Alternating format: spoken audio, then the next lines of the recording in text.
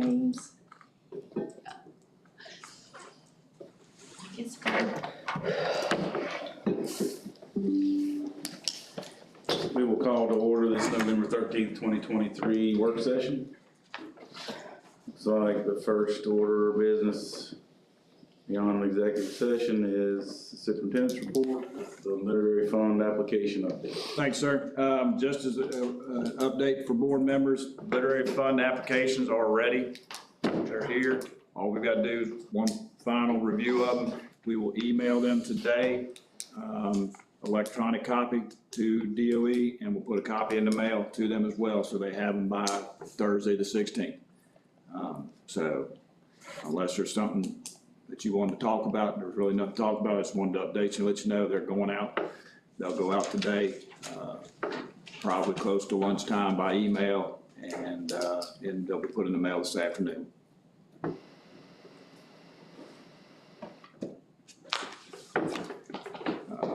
I'm gonna keep moving along if that's, unless you stop me. As you know, we've talked about it. The General Assembly action included a 2% salary increase as of January 1. It also included some funding in there, what they call the all-in spending funding.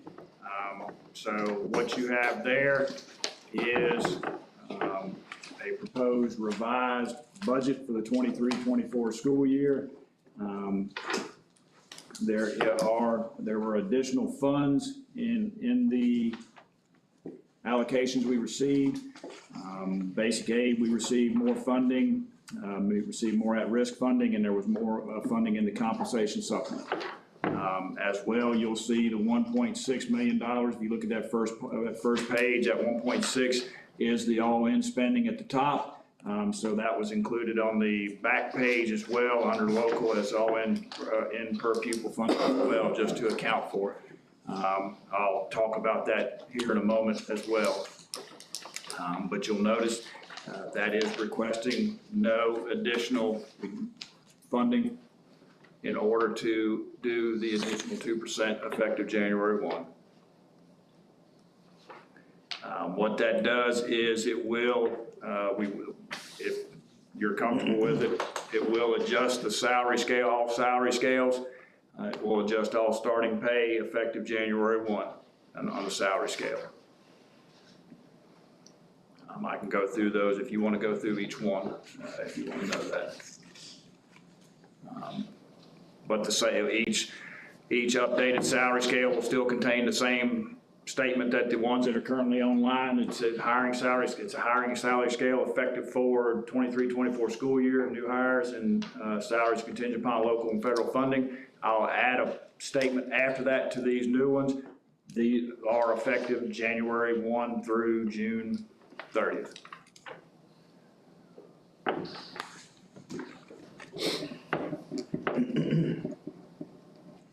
We need to have a conversation at some point with Chris County so that they're aware and make sure there's nothing that they have questions about.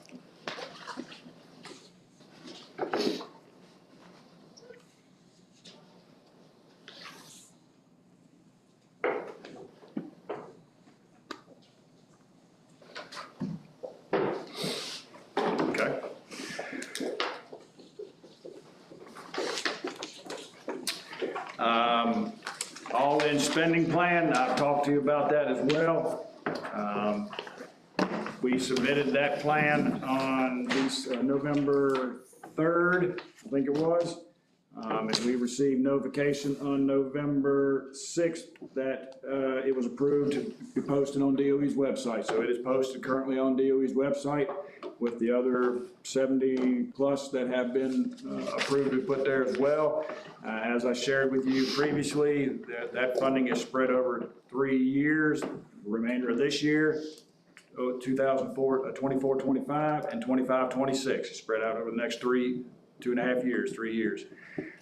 There's hourly money in there for tutoring, for after school tutoring during the day if they're giving up a planning period or a duty period or something like that.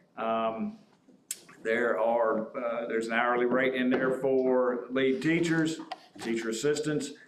It's everything that I shared with you previously, was included in there. Some of it was backed out because, as you know, we're working with Stride. So with Stride, because of the higher ADM, some of the funding needed to be allocated to Stride for them to use for their virtual students. So about 192,000 was allocated to use virtually for the virtual K-12 students. Otherwise, it's the other 1.4 million, 1.5 million is utilized for our students within the county.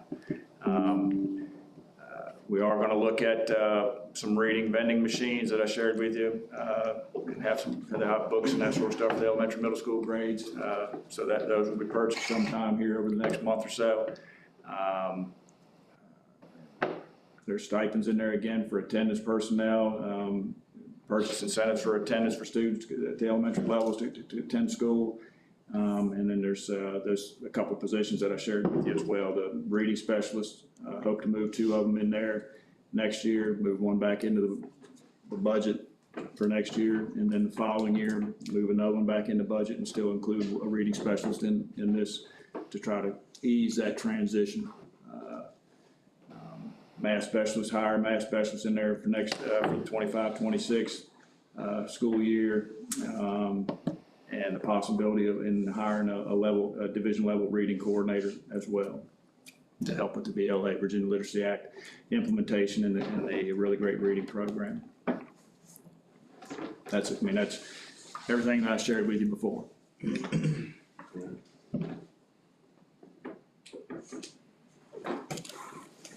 Questions?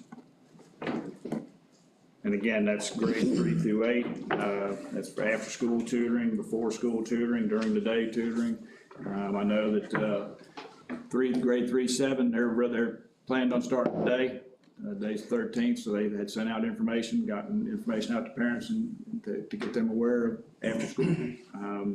So that's supposed to start today. High school is a little bit different. They have some ability to do some of it during the day and that sort of stuff. So they've begun theirs as well. So hopefully we see good participation and good results from that.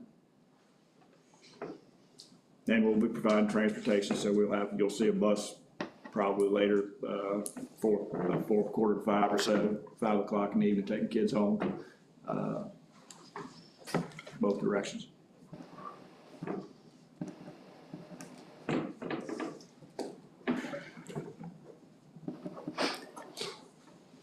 Not hearing anything, we'll keep moving along. Inclement weather days, just to remind everybody, we still have the ability to use virtual days. So we can use up to 10, those are unscheduled. So in the event we get to the point where we start having inclement weather days, then we've already talked to principals and started the conversation so that they're prepared in the event that occurs. So just to make sure that we can continue to provide instruction during those days, whether that's with the what devices or the lower grades came to, they'll have packets of information.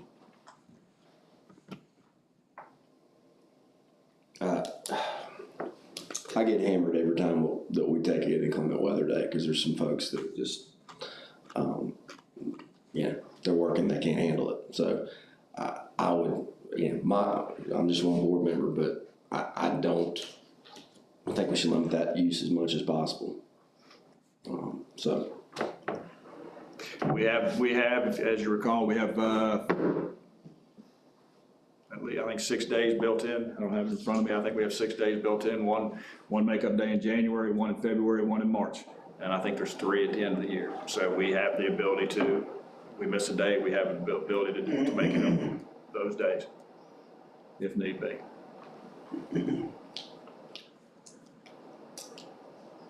And a parent doesn't have to have the work immediately when they return. They have so many days to get it in. Yeah, there's so many days to get it turned in. Yeah, and they need to realize if it's not a virtual day, they will make it up. So you'll be hearing about that at the end if you don't use virtual days. So as broad as it is. Still gotta do the Still gotta do the work at Still some have to do point the in time. work, whether it's Correct. during that day or you have a couple of days after. When we tack days on at the end of the year, they're not doing much. I mean, yeah, if we get by January, February, and March, and we have to add them at the end, then that's We were adding them to meet the butt and seats Yeah. requirement pretty much at that point, so.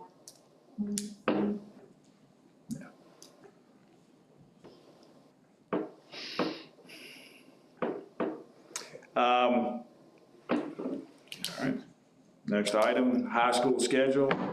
Just so that you're aware, the group, 2 high school principals and staff members from both high schools got together 2 weeks ago, 3 weeks ago. I forget how long ago it was. That was just, then we met an instructor. Met 2 weeks ago, met again in instructional meeting with principals last week, and shared with them that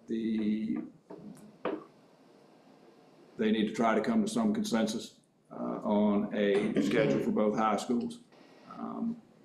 Because that was my understanding that you all would like to have a recommendation, and we told them that we need a recommendation. Either they come with a consensus, or unfortunately, somebody will make a recommendation to the board. Well, if it comes down to y'all making a recommendation, I don't want to put extra work on you, but if it's going to be this, if we can't get an agreement between the 2 schools, then I'd like to find out what other localities are doing.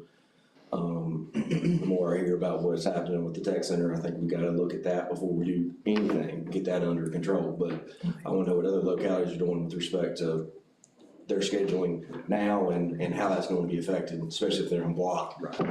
By these new. Yeah, he's got a conference call, I think, tomorrow, so he should be able, Mr. White should hear some information tomorrow that will help that conversation. So once he's through that, Then we're gonna meet. then they're gonna meet again, and they'll be able to work through that process, hopefully, and come to a consensus. Because yeah, it needs to work something out to make sure that tech center's taken care of as well.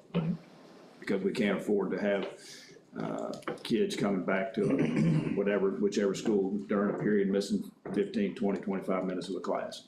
And I also don't want a program, and again, not in any way disrespecting the tech center, but when we're talking about 15 kids affecting the schedules in 8 or 900, you know, we've got to keep that in mind, because I'm sitting here as a parent, and when I hear 7 periods, you know, if Jack wants to go to the governor's school, if he wants trig, he's gonna have to double up on math. Yeah, I got a 7th grader that didn't take Algebra 1 this year because of that, you know. I'm already getting concerns about, you know, what's gonna happen with Ag Lab, those things if you go to a 7 or 8 period day. I mean, it's. And those are conversations we've had. I mean, we had that with them last week as well. They're getting closer to it. I think they're getting, closer working. I think they're working on something. Hope so. I'm hoping, that's the goal. Naris came back with a compromise, I Yeah, they think, had and the Johnson's been looking at it, and they're getting closer. Yeah, they're working on it. That's good. I mean, they know they need to. That's, you know. Yeah, the tech center and losing the, particularly for Naris kids, where it was 4 credits, now it's 1 credit, that's a big deal, so, you know, and then Giles kids will be losing credits because it's only 1 credit now, so that is a concern for sports and everything. And then the Ag Lab, all those things are in the conversation, so they're getting a little closer, I think. Well, I'd like to go on the record that there's chatter among the county folks that we're pushing this vote ahead, I guess, while I'm still on the board, and there's no truth to that. We've been told by you all that this needs to happen as soon as possible so that we can set schedules. They need to come back So if January. Facebook wants to keep saying that it's getting pushed ahead, they need to hear right now that is not what we're doing. They need to have a clear direction come January when we come back from break, so that they know how to start scheduling, so the kids know what to sign up for when they start going through class registrations and that sort of stuff, January, February timeframe. So And we it needs to specifically move took along. this out of the board's hands, and we've asked the experts to use your instructional knowledge and experience to come back with something, with a recommendation. It's not something we should decide based on what we think, because it's not our expertise, it's not my expertise. Well, it's not mine, but I'll tell you, when you're looking, at losing, 5 credits, I mean, that's the difference. I always had regret, and with governor's school, I couldn't take Tully LaRue's ag class. Or, some of the things that extra 5 over the course does, and that's what I've been hearing on my end, and that's, to the extent we can do something to preserve that. I think, I understand there's benefit and drawback to each, but the biggest benefit I see is, that extra credit per year. So that'll probably be an update for the December work session, I would anticipate you'll not get, much closer. I would anticipate you'll get an update. Could be as early as next week, but it will be definitely the December work session. Okay. And I got a positive note, a couple of Bradford professors that I know outside of this business had reached out to me, and I sat down with them over the weekend, and they just wanna continue to reiterate how interested they are in getting our kids signed up over there, to the point that if a household makes less than $100,000 a year, then you go free. And so they are, I think, visiting the high schools, and their attendance is down. So they are really trying. I don't know where this money's coming from. I don't know if they're getting some funding to help reinforce their enrollment, but they're ready to take our kids, and I don't want people to think it's competing with the ACE program. I don't know what that looks like long term, but it's certainly exciting if a 4-year university is actively ready to give our kids a free 4 years if they're under that income threshold. So just as you network and talk to parents, and maybe the kids that don't have as much support as some of our other kids, that's a real thing that they should keep in mind. So they're trying to rebrand. I think Bradford has had a hard time not being known as the university, because Tech is just, they're right there, and they just haven't really.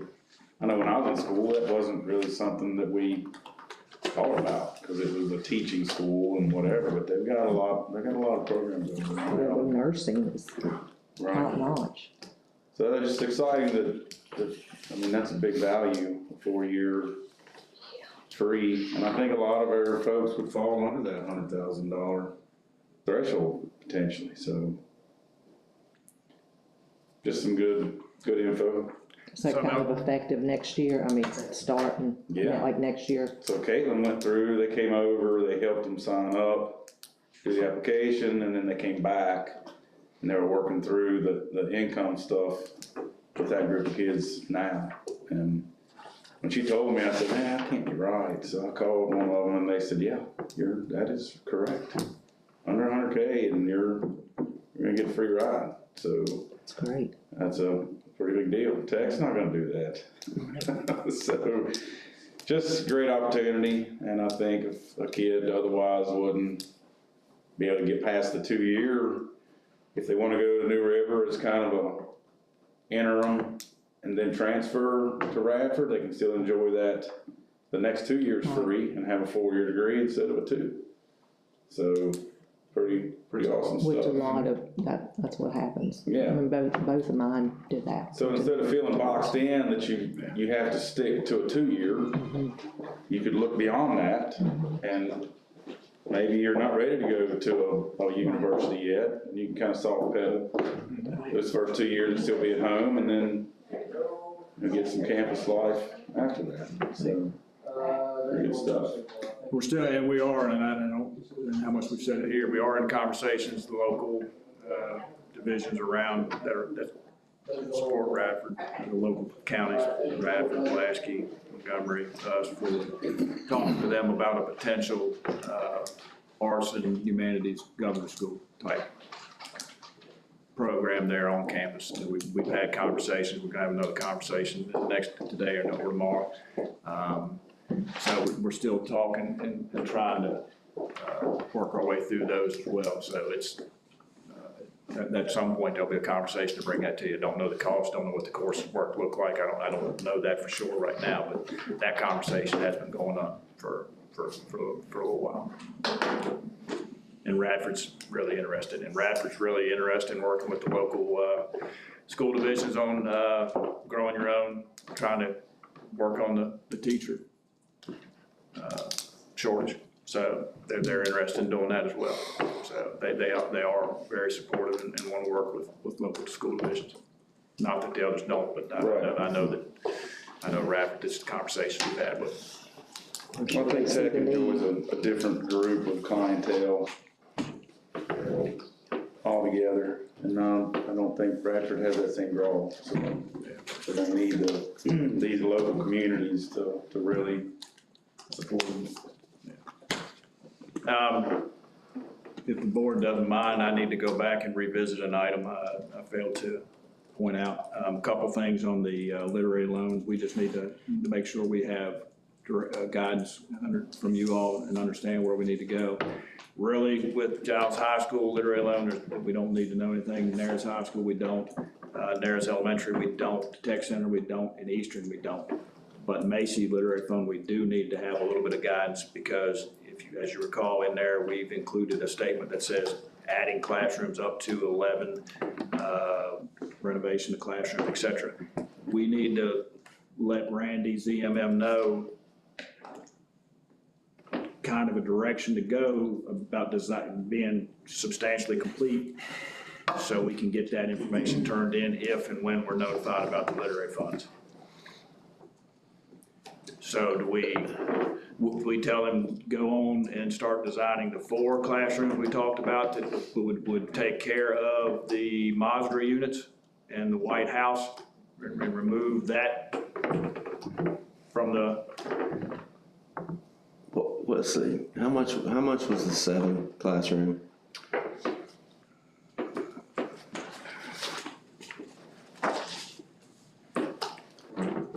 It's 10,151 square feet, so it's just over $4.5 million, $4,567,950. What's the design fee on that? 3.5%. 3.5%.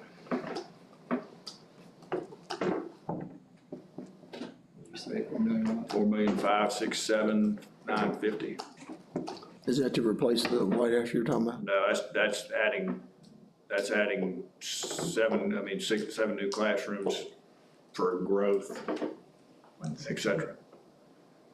The 4 classrooms to take care of the White House and the Masras is just over $3.4 million, $3,478,500. So What I'd like to see, and I am obviously exiting, so I'm not gonna make any major push here in case somebody else wants to go a different direction, but I think to make sure we keep as much opportunity in play as possible I think we all agree that the White House and the other buildings getting taken care of, that's our base, that's gotta happen. And I would like to know from Randy how much of the other he would have to progress to be comfortable signing something that's saying that he is substantially complete, because there is some subjectivity to an opinion to what is full design. If he feels like he can do, the plan view has some specs that would look like a pretty well put together component for that second, we'll call it an add alternate option. What I don't want to do is have, if the board decides to go that route, and then we've missed the chance to take advantage of that money, then it won't matter what the board decides. If they want to do that, it won't matter. We won't have it. another item to point out too. I've been in discussion with John Pruitt and John Ross. One of the things that John Ross is recommending is we need to go ahead and put the boiler and chiller capacity in the Macy project currently. We would have to issue an addendum to modify our chillers from 160 tons to 180 tons to accommodate an 8 to 10 classroom addition. Our boilers currently as designed will handle the capacity, but the chillers would need to be upgraded. So the thinking is whether at some point there's going to be an addition, it makes sense now to go ahead and put that in the current Macy project that's out to bid. I mean, this is the only place that growth's happening right now. It's not happening on the eastern end. It's not happening on the western end that I'm aware of. I think No, it's the not. housing and the appetite for at least residential growth is definitely in the central district. So whether this happens or middle school goes forward or not, I think at least Jason and I have agreed that if we are going to need to set up any building for future student need, it would be Macy. But, and I think the county's comfortable with us spending the money. We talked about that for us to get in line for this money, regardless of what they eventually choose to fund, what we eventually choose to do.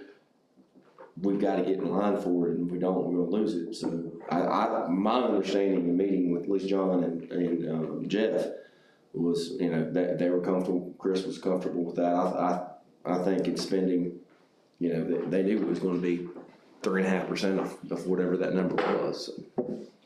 I mean, it's not like that money, we're never gonna have the ability to design something in the hopes that it might result in funding. We're never gonna be in that position as a board again, and future boards can still use those drawings. They're not gonna change drastically how buildings are constructed in the next 10 years. It doesn't happen that way. And I think also if we're looking at the next deadline, I think a lot of what down the road, I think a lot of whether we get approval to do this or not is what we get the approval on the SCAP. And SCAP's gonna need to see drawings. Yep. And that's 30% free money. Yeah. So I just need a That can direction. determine the different, I just need a direction point. Yeah, go ahead and do that. I mean, How many do you? I'm hearing the whole thing. I'm hearing 4 and 7. I'm hearing both of what we're talking about. And to the extent possible, if Randy could soft pedal some on the 7 option, give us some savings to not, I don't know I know in my business, a 30% design package, you could talk to 5 different firms and 10 different clients, and they would all have a different idea of what that really includes. So that's 11. So then if that's the case, then we're gonna have to go back and probably issue an addendum for both boilers and chillers to accommodate that capacity. And I thought we kind of discussed, I understand what we're doing, but heck, we're getting to the point now where I'm worried we're gonna be able to spend the ESSER funds. Because I thought we'd been pretty clear that this needed to be a self-contained, to the extent possible, self-contained addition. That was the understanding, the conversation, and I'm not speaking for John Ross, but his thinking is it is better to have the capacity built in rather than doing a standalone units on these. That is his recommendation. I don't disagree with him, but you've got to tell us, if we do this, is this gonna put us to the point where we're not gonna get? So for the cooling, you're going from 160 tons to 180 tons. How far back is that gonna push us? Yeah, because if we're gonna be knocking on the door, not being able to spend the ESSER funds and or the state funds, that's. I just need to, I need to have a conversation with Randy. I believe at worst, they'll issue an addendum changing the specifications to 180 tons. But the time is what the money just has to be able to be spent. Well, our bids aren't due until the Second, We're getting it for that first, Tuesday, but 21st. we're getting it next Tuesday. So the board, whether I'm here or not, needs to know if there's a Gantt chart laid out with a schedule, there should be a milestone emblem on that Gantt chart that says extra money has to be gone by this time. Any decision made between now and then, if it pushes it past that milestone, We're gonna, then we can't do we're that. gonna pre-order the boilers and chillers. Okay, I mean, I'm the devil in the details, I'm just saying that, Yeah. dot we can't push past that milestone date. I don't care what whatever we do, we just gotta spend that money. And like I said, we don't need to get caught in the details. And if John Ross is suggesting that, if we look at any time in the next 20 years ever adding on to that building, The then capacity's there. yeah, that makes sense. But we just need to make sure that if we do that, we're not wasting potentially $3 or $4 million because we can't get it spent.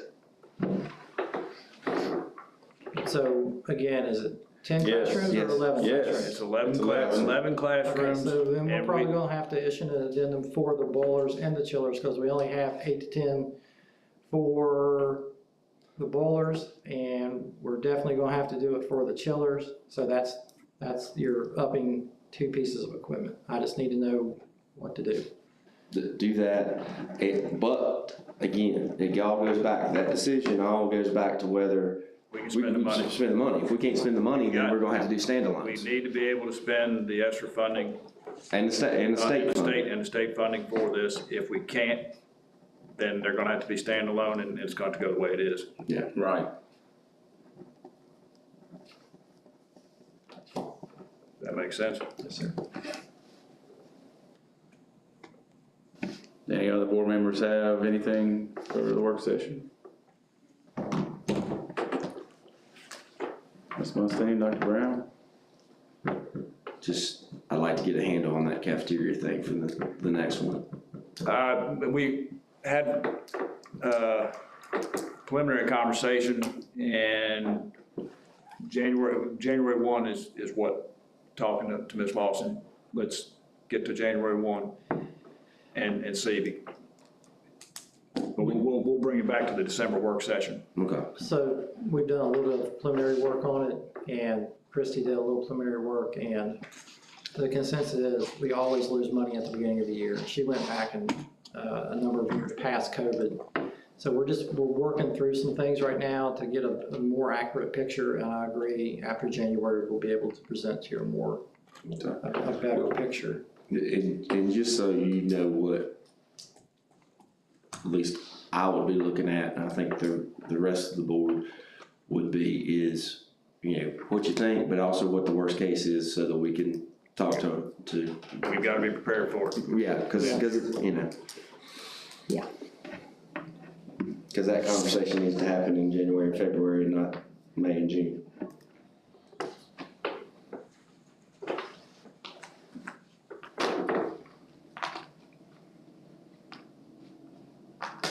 Anybody else? Philip?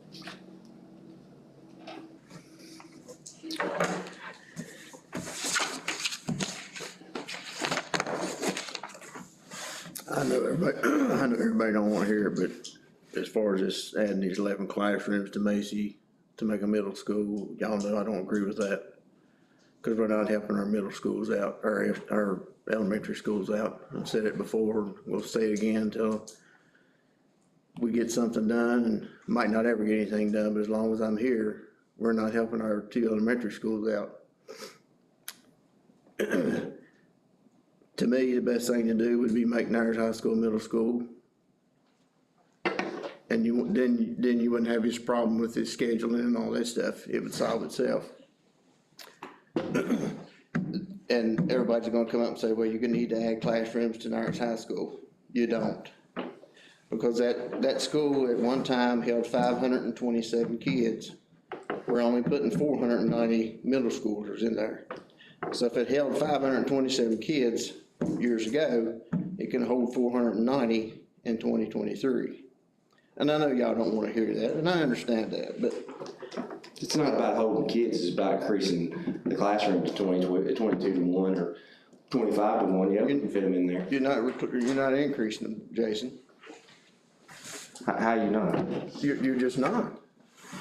We've had a study done by architects, Philip, that said that. Our staff has said that if, to fit them in there, you're gonna have to increase the student-teacher ratio in the middle school. And like I said, then years ago, the ratio was. Yeah, I had 30 people in my sixth grade class. Okay, if we can do it then, we can do it now, because what I'm getting at, we need to help out our elementary schools out. And we're not doing it, and shame on us if we don't. So you wanna basically cram in all the kids in middle school, and you're gonna lose them there.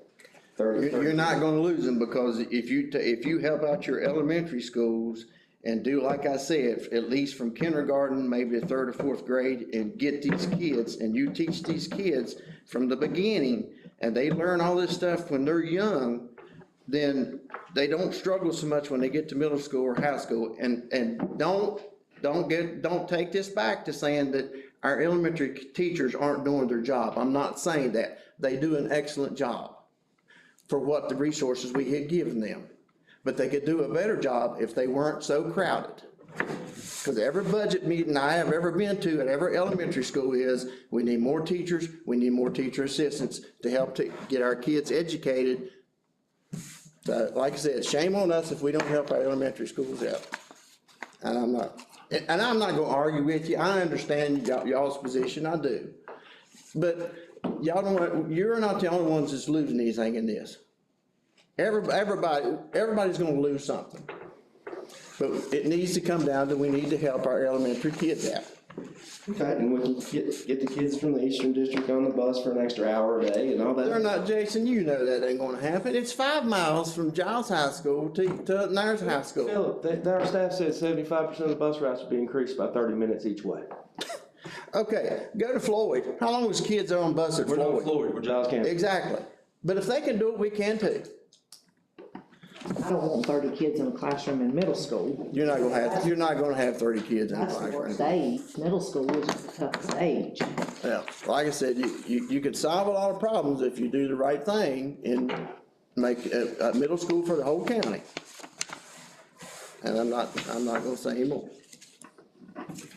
And like I said, it's not personal. I have no hard feelings against you all, and if y'all don't have hard feelings against me, that's fine, but you know, y'all have to live with that, not me. But I just think we need to do something to help our elementary school kids out, and we're not doing it. That's all I got. All right. We had a motion. Make a motion, we adjourn. So.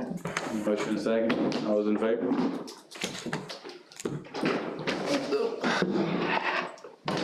This was the quickest work session